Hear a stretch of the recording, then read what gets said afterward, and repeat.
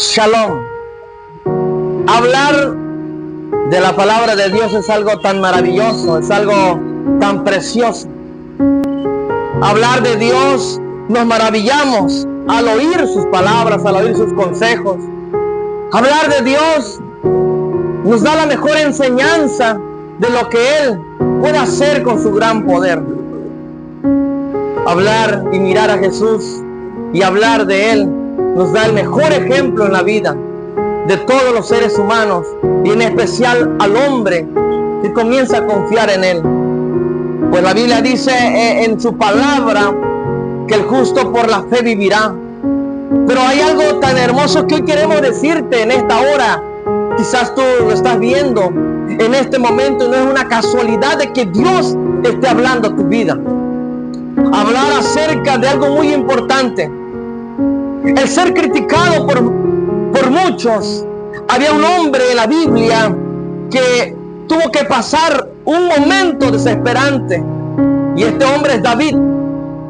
Hablar de la crítica pasó Jesús, Él en la tierra, por fariseos, escribas y un montón de grupos que se acercaban a Él solo para mirar sus defectos.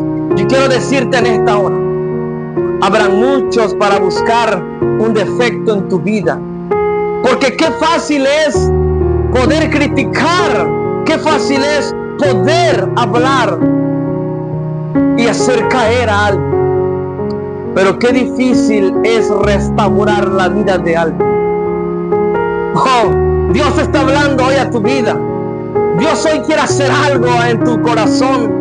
Él te dice hoy en esta hora: mira que te mando que te esfuerces y seas valiente.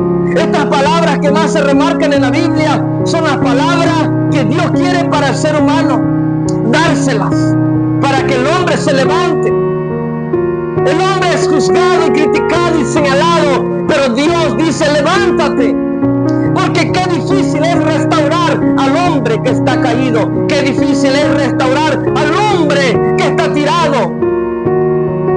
De 10 y puedes tener una falla, y con esa pueden absorberte, pueden pisotearte, pero Dios dice: ven a mí, sí, a mí, dice Jesús.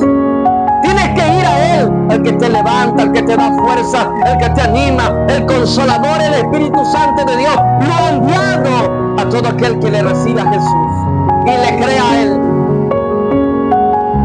Por eso es necesario venir a Jesús, a Él. Levántate, levántate de esa cama, ya no sigas llorando, levántate de aquella silla, levántate de aquel hoyo cenagoso, levántate, porque Dios puede levantarte y sacarte de ahí. Ve a lo oculto, ve a lo secreto, ve ahí, sí, ahí donde no está nadie, donde no están tus amigos, donde no está aquel que siempre pensaste confiar en Él. Ve a aquel que te puede levantar. Levántate, levántate y camina. Dice la Biblia que los que esperan en Jehová tendrán fuerza, nueva fuerza levantarán sus alas. Levántate y vuela como un águila. Tienes que mirar hacia arriba, hacia donde está el que te levanta, el que te restaura. No hay pecado que Dios no pueda perdonarte. No hay pecado que Dios no pueda perdonarte. Este camino es de batalla, este camino es de guerra, este camino es de valiente. Tienes que levantarte, levántate y camina. Toma tu lecho y vamos a caminar siguiendo a Jesús. Mira a Él, al blanco perfecto. Levántate de esa cama, levántate de aquella silla, levántate de tu lecho, levántate. Has caído, has fracasado, pero es el momento de levantarte.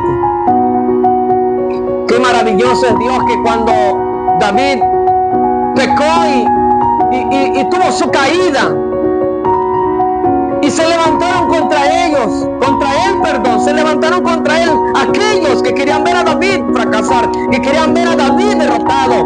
Pero David fue al lugar donde estaba su rey, al lugar que él conocía, y él decía: endereza mis pasos en tus caminos. Y él decía: reconozco. Y él decía: venía aquel a confesar sus pecados, venía aquel a decirle lo que había en su corazón, en angustia, desesperación, tribulación. preocupación, la ansiedad, la depresión lo agobiaban a David.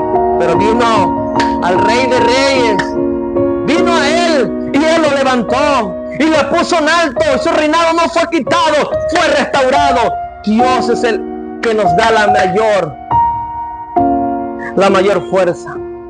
Ven a Jesús, levántate y cobra fuerzas. Bendiciones, la paz de Dios, shalom.